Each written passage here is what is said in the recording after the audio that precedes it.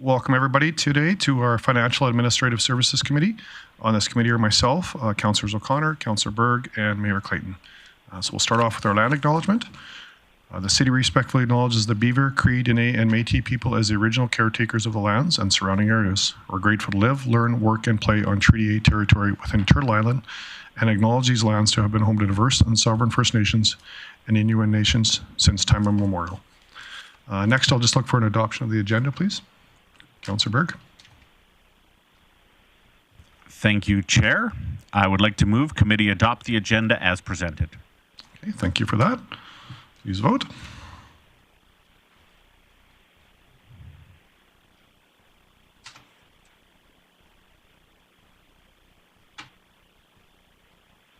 And that carries. So we have no delegations this morning. So we'll head into our reports and we'll go to our service area update to Chief Whiteway, please. Thank you very much, Chair Palat. So just a quick update this morning from the Financial and Administrative Services area. Assessment and taxation are preparing for tax time. We are expecting tax notices to be mailed out around May long weekend. The assessment is also working through the appeals that have been filed. There were 79 appeals, so we're working at scheduling and working through those right now with discussions with agents. In finance, both the Q4 unaudited and the 2023 audited financial statements are being presented today. Budget staff are working on updating documents and tools for departmental 2025 budget preparations, as well as looking at our first quarter variances for 2024. These will be a little bit later in May for presentation. Procurement has 9 bids active on the market right now and are preparing for the annual spring bike auction through GovDeals. This is planned to be from May 2nd to May 16th.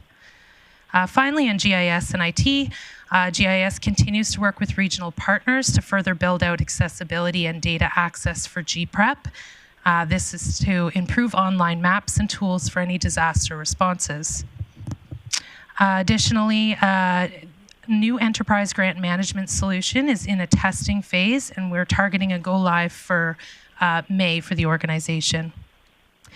And technical support requirements for department relocations to Cedar Point have been completed. And that concludes my update. Okay, thanks for that, Chief Whiteway. Some questions, Councillor Burke. Yeah, thanks, Chair Palat. Chief Whiteway, just kind of curious on the 79 appeals. In a typical year, how many appeals are generally successful? Thank you for the question. I don't have those specifics. I do know that our tax and assessment department works very well with those that appeal. Sometimes it does become a bit of an education piece, a bit of a learning piece for those that are appealing, and then of course it's taken through the appropriate a panel before decision. So I don't have the historics. I would say it does depend year over year and what's going on in the city, but they have a great group there that deals with these appeals. Okay, thank you. Any further questions for Ms. Whiteway? Councillor Burke? Yeah, thanks. Another unrelated question. With the bike sale on GovDeals from May 2nd to 16th, where do the proceeds go from the sale of the bikes? Thank you, through the chair. So we do budget for all of our online auctions at GovDeals. So we do estimate annually what we may have as other revenue. So it is recorded in budget. It's captured in other revenue in the financial statements. Yeah, thanks. I don't expect it to be a lot. I'm just kind of curious. Thank you. Okay, so seeing no other questions, we'll move on to our next item on our agenda, and we'll go back to Chief Whiteway for our quarterly Q4 2023 financial statements. Thank you again, Chair Palat. So the Financial and Administrative Services Committee recommends the Council receive the unaudited financial statements and supporting information for the period ending December 31st, 2023 for information, as well as approve the transfer of the 2023 operating surplus of $597,000 to the Financial Stabilization Reserve. Appendix 1 to today's report is the financial report for the fourth quarter of 2023. So I will briefly walk through that appendix. Starting with the statement of financial position, that can be found on page 3 of the report. And the statement of financial position presents the city's financial and non-financial assets, as well as financial liabilities at year end. Total financial assets of the city as of December 31st are $327 million. The slight decrease from the prior year relates to a decline in cash on hand and portfolio investments, which has been offset by an increase in the city's share of the investment in Aquaterra Utilities. Total financial liabilities of the city as of year end were $220 million, a slight decrease from 2022. The city is in a net financial asset position of $107 million, indicating that the city has sufficient financial assets to settle existing liabilities and support future operations. Non-financial assets, which consists of assets not easily transferable to cash, are $720 million at year end. The most significant item included in non-financial assets are tangible capital assets, when these have a value of $718 million. Non-financial assets represent the value the city has invested in physical assets such as infrastructure, equipment, and vehicles, as well as prepaid expenses and inventory, and it will be used to provide services to residents. Overall, the city has a total accumulated surplus of $828 million.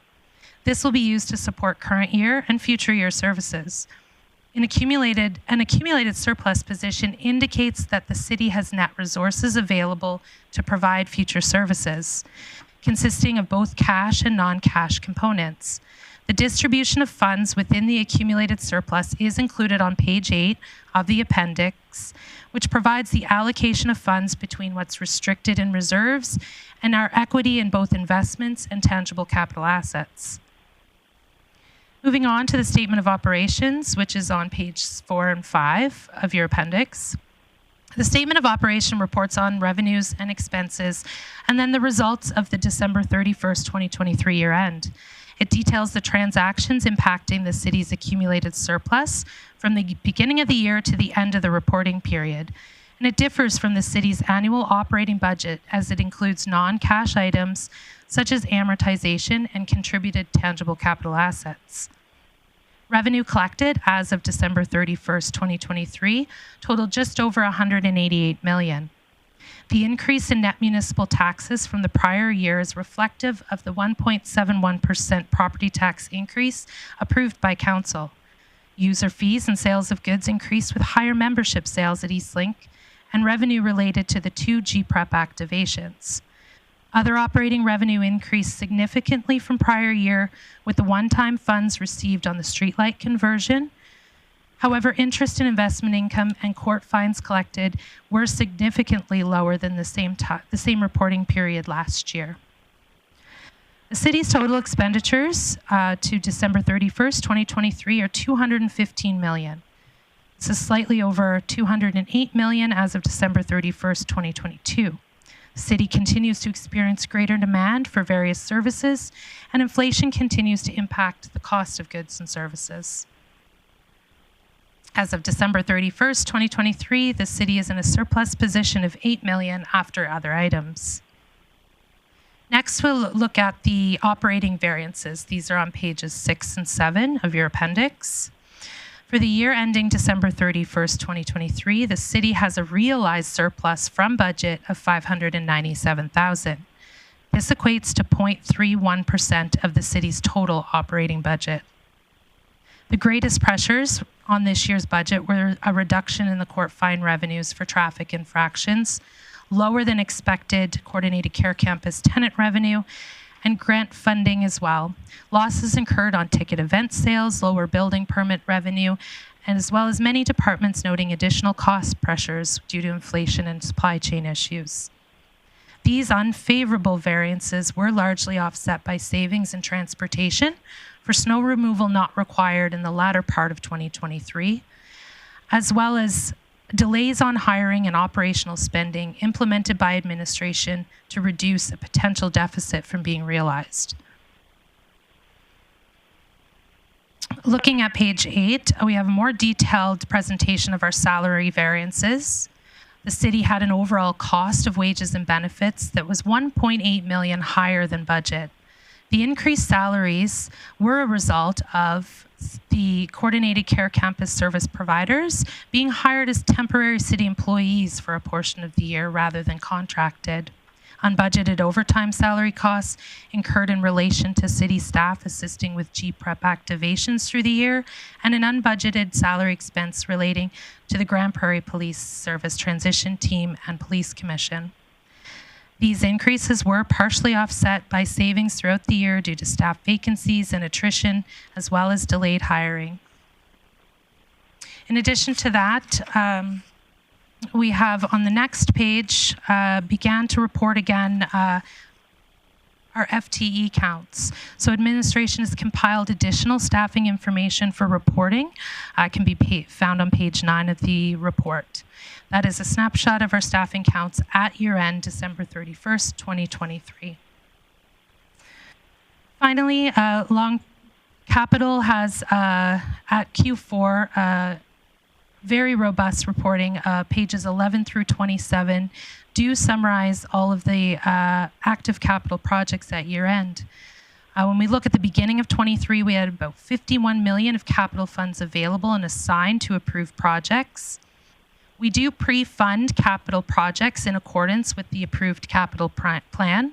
And as capital projects progress, spending will reduce and the balance of capital funds will diminish.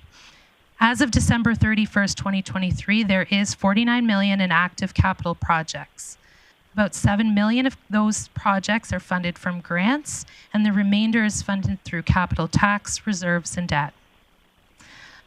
And long-term debt at December 31st is available on page 28 of the appendix. And currently the city is at $131 million. This is well within the provincially prescribed debt limit at the end of 2023.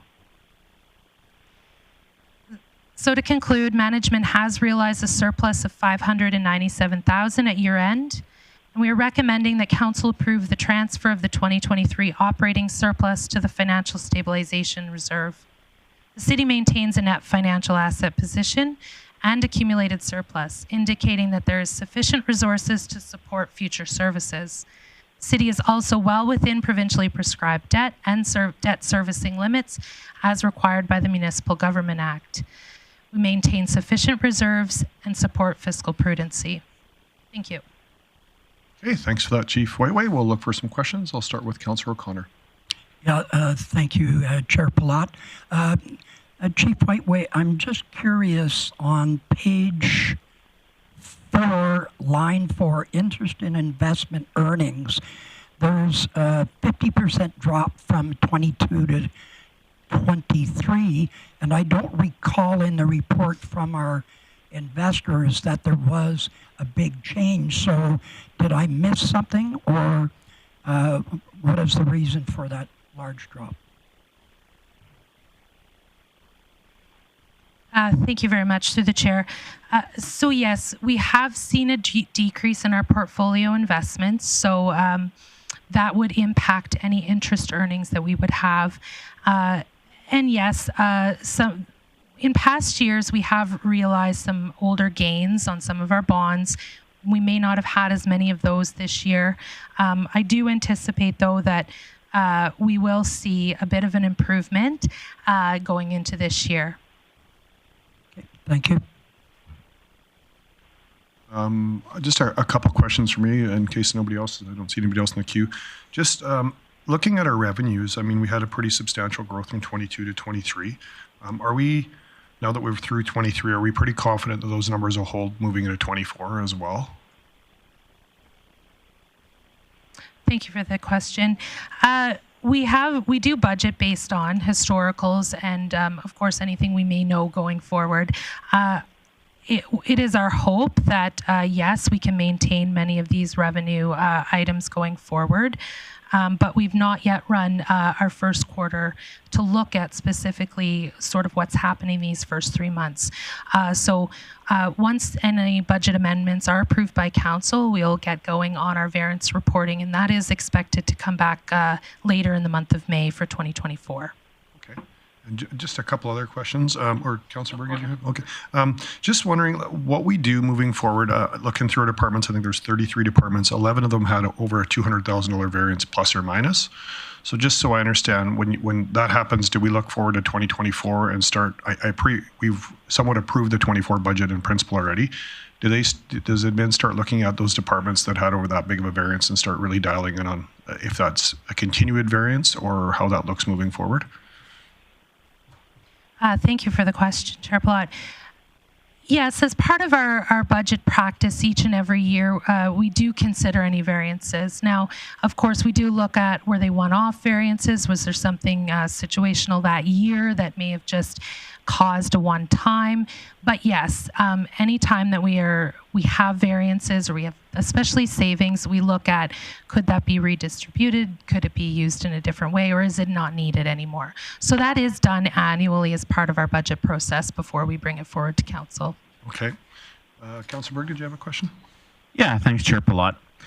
Chief Waitway, in court fines, the math says roughly we're less or down about $1.2 million. I know the province was taking a greater share of photo radar.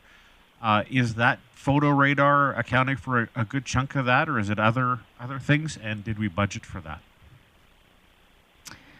Thank you for the question. So we did have a variance from budget on this line item. So the budget was higher than we had anticipated, or that we actually realized, pardon me, for 2023. Part of it, yes, was changes from the province, but actually even the number of, especially on the automated side, the number that were permitted, as well as other regulations around it. Okay, thank you. Just one last question for me, Chief Waitway, and I think if there's no other after that. I'm just wondering on overtime, it was, we had budgeted 1.55, we had 3.2, so it was almost double. How much of that is attributed to the wildfires and the different activities that went on in the area, and how much is just operational? Would we know that level of detail, or if not, I appreciate you getting back to us on that as well. Thank you for the question. I can get back to you with specifics, but I do know that a significant portion was the GPREP activations, and which we anticipate we will be reimbursed for. Okay. And maybe if you could send out an email later on just to let council know how much of it's recoverable and just how much of it's just straight overtime. It's a little alarming to see it's something that's within our control, I guess. Some of the other ones I feel like aren't, but that's a pretty significant change, almost double in overtime. So just something that concerned me a little bit. But Mayor Clayton. Thanks, Chair Plot. Maybe to sort of off-balance the question, CFO, do you have in regards to outstanding revenue that was comparable at this point in time of Q4 from fire activity? Would you have that number? Through the chair, I can certainly get that number as well. Oh, that's fine. I just thought if you had that, it would sort of tell the story. But just if you email in regards to overtime, that'd be great. Thanks. Any other questions from council? Seeing none, I'll go to Councillor O'Connor for business, please.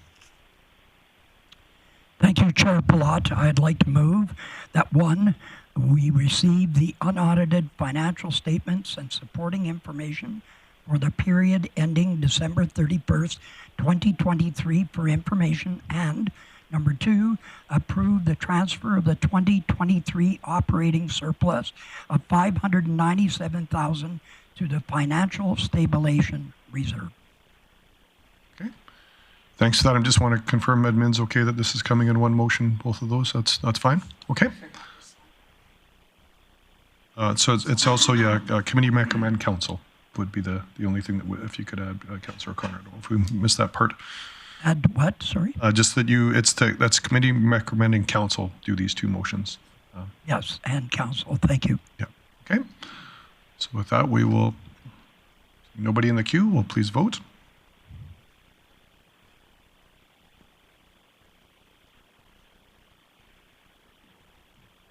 And that carries. Thank you. And we'll move on to 5.3, to all the audited and consolidated financial statements. And I'll go back to Chief Waitway with that one as well, please. Thank you, Chair Palat. So I'm here today, and as well as our external auditor, to present the audited consolidated financial statements for the City of Grande Prairie for the year ending December 31st, 2023. As required by the Municipal Government Act, the city's financials are audited by an external auditor and presented to council for approval. Subsequent to approval, the financial statements are submitted to Municipal Affairs. The due date for this is May 1st of each year. Administration is recommending today that committee recommend council approve the audited consolidated financial statements for the year ended December 31st, 2023 as presented. At this time, I'd like to invite Lydell Torgerson with Fletcher Mudrick to review the audit report with committee.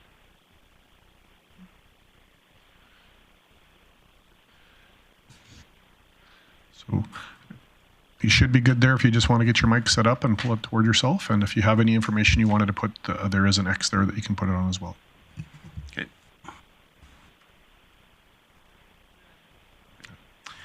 Morning. Thanks for having me this morning. I'm Lydell Torgerson, auditor with Fletcher Mudrick. Our regular engagement partner, Devin Morley, was away with a family emergency, so I'm just stepping in this morning.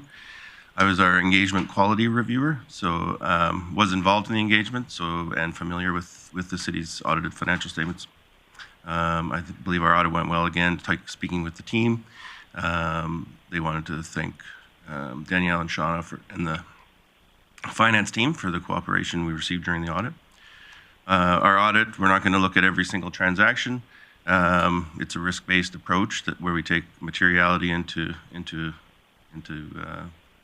our calculations, and so we look at things that could go wrong and then design audit procedures to find out if things did go wrong, and then evaluate our audit evidence to say whether or not the financial statements are free of material misstatement. So you'll see our auditor's report show that the city's financial statements are free of material misstatement, a clean opinion on the consolidated financial statements. We also provided our management letter noting a few items and nothing of great concern. So I know everyone had a copy of that, so happy to take any questions on that. Okay, thank you for that. Any questions for the delegate? They're an easy group this morning. No, see, Nona, I appreciate you coming in and for that, but I just want to ask admin, are we wanting to go into camera rate after this, or? Yeah. Okay, Chief Waitway. Thank you, Chair Platt. I'd like to walk through the audited statements first, and then if we could go in camera after that. Okay, sounds good. Thank you. Okay, well, thank you, Lydell. I wanted to highlight that management is responsible for the preparation and fair presentation of the consolidated financial statements and ensuring that it is in accordance with public sector accounting standards. So I had just presented the Q4 unaudited financial report, that contained a significant amount of detail for the city and analysis of balances and transactions. So I won't go through and repeat that information again, but I do want to briefly go through the audited financial statements. The audited statements are derived from the unaudited report that was just presented. However, it is consolidated with the airport and the library. So any differences between the two would be as a result of that consolidation. I will respectfully assume that you've all reviewed the financial statements included in the agenda package, and we'll just go through quickly. First, I'd like to highlight where you see throughout the financial statements the word restated with the 2022 comparatives. This is due to a new accounting standard. We have chosen to adopt this retrospectively as of January 1st, 2023. The details are in note 25, which is the second last page of the financial statements. This note does provide a more detailed explanation of the prior period adjustment. But essentially, public sector accounting standards now requires that public bodies report on the future obligations related to any asset retirements. This is a new requirement and has been applied retrospectively. As a result, we've restated prior year's comparison information to include what the asset retirement obligation would have been last year. This was the last year for us to adopt this new standard. I'd also draw your attention to note 14, which explains the accounting for asset retirement obligations. An asset retirement obligation does arise for an organization when there are contractual, legal, or legislative requirements for an asset at the end of its useful life. So legislation around things like hazardous materials, specifically asbestos, requires an organization to recognize the cost of abatement and disposal at the time that the asset's acquired. So then that cost is gradually recognized over the life of the asset. Management will continue to review these estimates annually and work with our auditors to ensure accuracy of the estimate. So I'll start with the statement of financial position. This is found on page 3. This is public sector's version of a balance sheet, and it captures our liabilities and assets. You'll see for the year ending December 31st, 2023, that the city remains in a net financial asset position. Overall, by year end, the city has slightly higher amounts of financial assets than the prior year. Simultaneously, overall has decreased liabilities. Non-financial assets are presented separately below the net assets and are not easily transferable to cash. Non-financial assets remained consistent from last year at around $753 million. We move along to page 4 of the audited financial statements. You'll see the statement of financial activities. This is similar to an income statement as it captures revenues, expenditures, and other items. You will see that the actual 2023 results are compared to both budget and to the prior year. I want to start with highlighting the budget column and note 24 near the end of the financial statements. This is where you will find a reconciliation of the budget. So because the annual budget is based on cash requirements in order to determine the tax levy, it does not follow public sector accounting standards, which is accrual-based.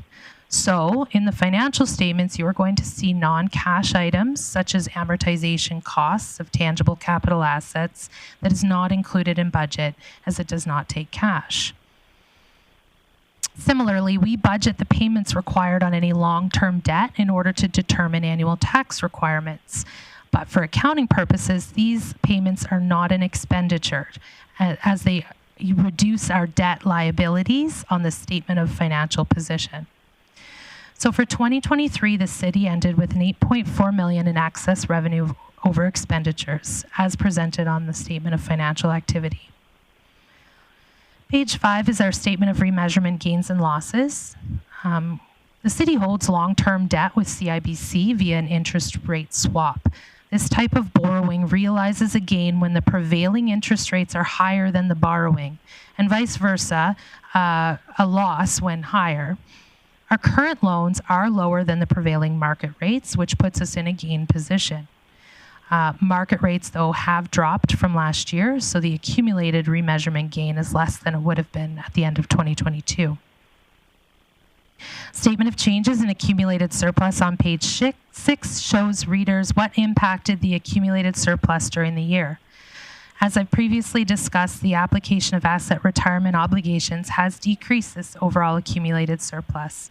However, the excess of revenue over expenditures does increase that number. Page 7 is a statement of changes in net financial assets. Again, a net financial asset position demonstrates that the city has sufficient assets to repay future liabilities. The statement walks through how the year-end surplus of $8.4 million was used for non-financial transactions, and the city's net financial position improved from 2022 by $7.1 million.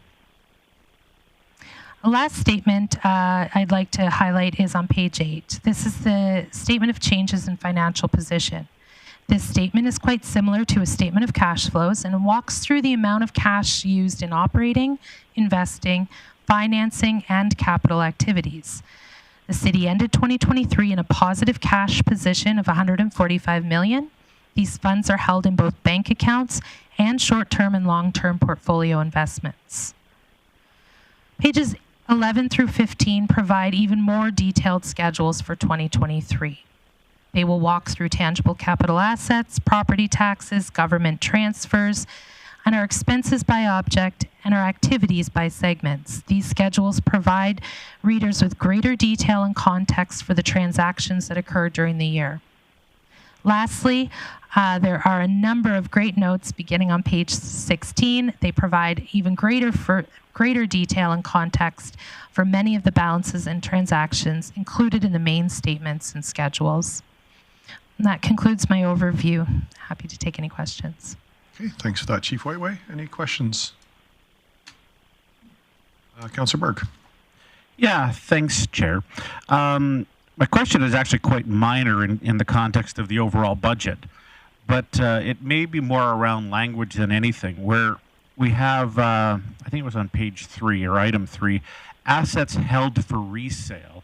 Just kind of curious if we're holding assets or if they are for sale. Again, it's more of language and just what are for sale, vehicles and equipment or real estate. Again, it wasn't much. It was like just over $1 million, but just kind of curious. Thank you, through the chair. Assets held for sale are land. So it would be land that council has already approved to be put for sale. So they're reclassified out of our tangible capital assets and considered a financial asset at that point when they've been approved to market. Wonderful. I appreciate that answer. Thank you. Just one question, just for clarification. Just when I look at our expenditures for transportation, it was similar to 2022, but quite a bit above budget. And then when I see our financial stabilization dropping fair amount, is this just from the money we'd had from the province originally to update the highway, the bypass, and we've realized that now? So our reserve went down and our transportation expenses are higher than anticipated. So was that just from the highway, I guess, the bypass expansion? Thank you for the question. So I'll speak first to transportation services. Are you referring to page 15? No, more on our expenses on page, I think it's 5 or 6. Okay. I will highlight that transportation services, as well, many of ours will appear to be over budget because there is a significant amount of amortization of our assets that would be in there. So that is why the expenditures would show higher. In terms of reserve, are you referring to specifically the financial stabilization reserve? So that has been utilized during the year. So it would be the only thing that would have gone in and out of that reserve are any approved transfers from budget from council. Okay. So and that's why I just want. Is that where we had put the money from the province for the highway, the bypass expansion? Oh, thank you for the question. No, we put the Highway 43 money is in future expenditures reserve. Okay. Thanks for that. Any other questions? Seeing none, are we now going into camera, or not seeing a motion to approve this in here? So we just look for a motion to go in camera. So moved. Okay. Thanks, Mayor Clayton. Please vote.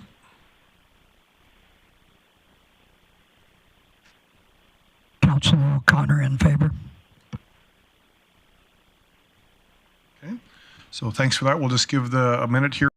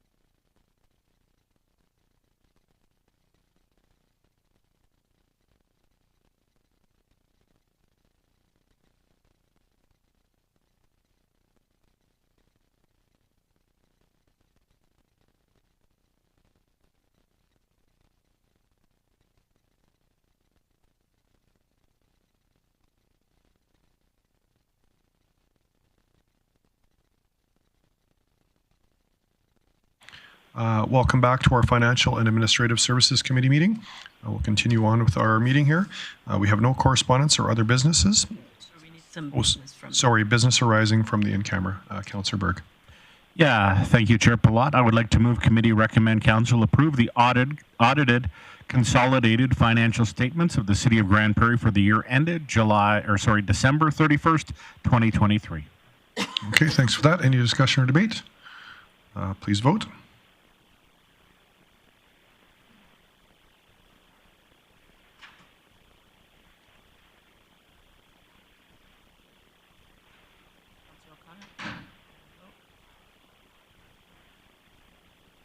In favor.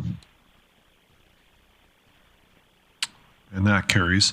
And with that, we'll go down to our outside item list and we'll go back to Chief Waitway, please. Thank you, Chair Palat. There's no changes to the outstanding items list Okay. this time. So we'll look for some business on that one, please. Councillor O'Toole.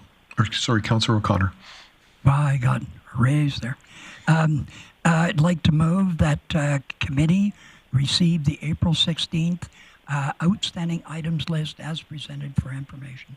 Okay, thank you for that.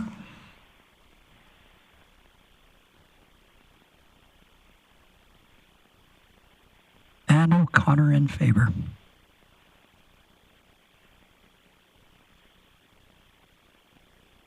Okay, and that carries. And with that, we will adjourn our Financial Administrative Services Committee and we'll be back in a couple minutes. Thank you.